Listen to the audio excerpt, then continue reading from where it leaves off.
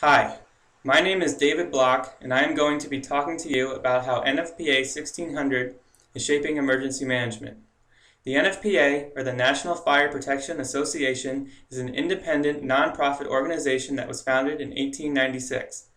The mission of the NFPA is to reduce the worldwide burden of fire and other hazards on quality of life by providing and advocating consensus codes and standards, research, training, and education. The NFPA has over 80,000 members in over 100 nations. In 1991, the NFPA established the Technical Committee on Emergency Management and Business Continuity to develop documents on the preparedness for, response to, and recovery from all disasters. These documents provide the origins of NFPA 1600. The committee has a maximum of 36 members, which come from both the private and public sector, and include the Disaster Recovery Institute International, the U.S. Department of Homeland Security, the Federal Emergency Management Agency, the National Emergency Management Association, and the International Association of Emergency Managers. NFPA 1600 has a distinct purpose. It serves as a critical guide for emergency management officials in the private, public, and not-for-profit sectors, and for professionals charged with business continuity. NFPA 1600 establishes a common set of criteria for all hazards, disaster emergency management, and business continuity programs, and covers the development, implementation, assessment, and maintenance of those programs for prevention, mitigation, preparedness, response, continuity, and recovery from disasters. NFPA 1600 can be used in conjunction with the National Incident Management System, which sets emergency management guidelines. NFPA 1600 requires use of the Incident Command System to aid in enhanced coordination amongst emergency managers. The National Emergency Management Association has endorsed NFPA 1600 as an appropriate standard for emergency management, providing the foundation for the Emergency Management Accreditation Program.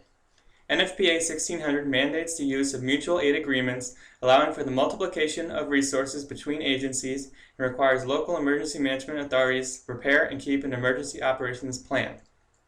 NFPA 1600 imposes a duty to adhere to current laws, policies, and practices, and allows for liability in negligently drafted emergency management plans. NFPA 1600 requires planning steps to be taken, including hazard identification, risk assessment, and impact analysis. Two federal laws recognize NFPA 1600. Both these laws deal with private sector preparedness. Now I will talk to you about how NFPA 1600 has developed as a document.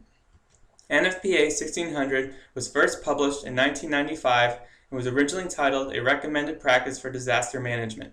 Subsequent editions were published in 2000, 2004, 2007, 2010, and 2013. In the second edition, published in 2000, the document was established as a standard versus a recommended practice, as the title was changed to The Standard on Disaster Emergency Management and Business Continuity Programs.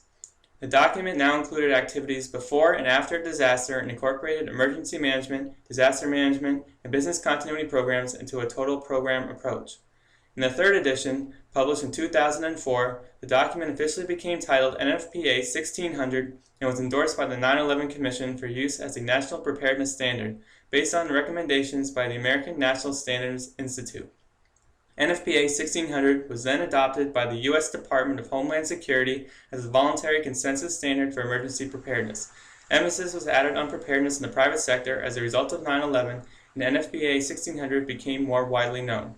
In the fourth edition, published in 2007, NFPA 1600 expanded the phases of emergency management and business continuity programs. NFPA 1600 also identified prevention as a distinct aspect of emergency management separate from mitigation. In the fifth edition, published in 2010, NFPA 1600 was reorganized and expanded.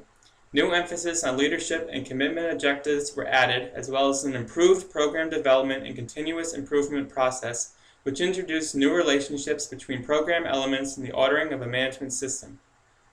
The sixth edition, published in 2013, reorganizes much of the information in the document and emphasizes more training and education, as well as family preparedness. In the future, NFPA 1600 will need to adapt more business continuity planning standards. NFPA 1600 may also become adapted as a mandatory requirement for guiding emergency management officials. Thank you.